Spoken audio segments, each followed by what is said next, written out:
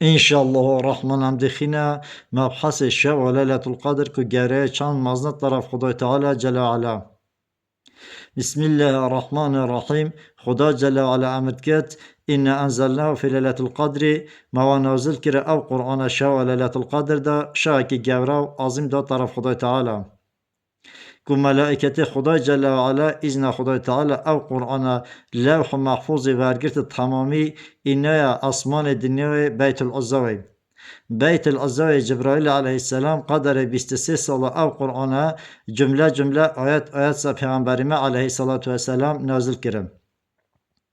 دوی هندی خدا چه امر کرد جل وعلا؟ خدا امر کرد و ما ادراک ما لیلت القدر که دازانیا محمد کو شب لیلت القدر گوریای چند مزنه خیروی چند مزنه طرف خدا جل وعلا.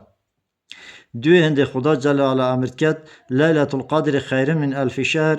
شب لیلت القدر طرف خدا تعالی جل وعلا خیروی ماستر هزار هوی کود کرد 83 سال 4 هوی. که انسان اگه 83 سال 4 هوی شوی حتاس بدید طاعت خدا بکد و روژی بید ناگت شو لیلت القدر که شو لیلت القدر برازا خدا تعالی حتاس بدین طاعت بکد ایمان هبین فی سبیل الله طرف خدا تعالی که خدا تعالی به خیری بدهتیم. که زمان پیش پیغمبر ما علیه السلام انسان اگه هبی که هزار هویا غزاگه کافر مشرکا کرد.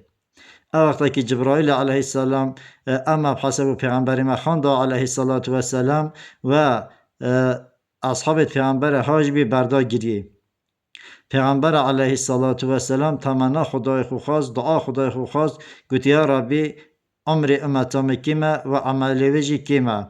یعنی نگه و عمله هن عمر نیک و عمله هندی و انسان ای 83 سال 4 هیا غزاگه کافر کرده و عمل بکد.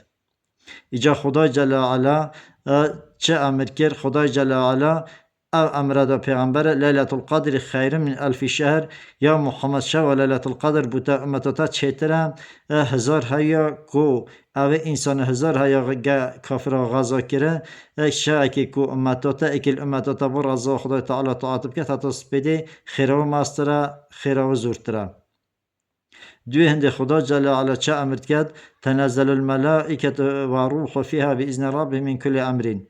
و شوید نازل ملائکت خدای تعالی جبرائیل نازل بید ارده دا باذن خدای خو امر بین با امر خدای تعالی و کل امر که خدای تعالی قضا و قدره و شوید تمام کن مهد کن تسلیم ملائکتات کن ای خدا حس کرد حتی صلاح پاشه شو لیلت القدر.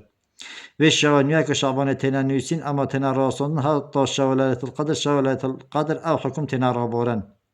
دوی هند خدا جل وعلا امر کرد سلام هی حتی مطلع الفجر سلامتی شب طرف خدای تعالی کرامت لخوشبین عذابین مرحمت طرف خدای تعالی حتی صبیانه. و ملائکت خدای جل وعلا گرن حتاس بده سلام اسا محمد و امت محمد کن طرف خدای تعالی جل وعلا.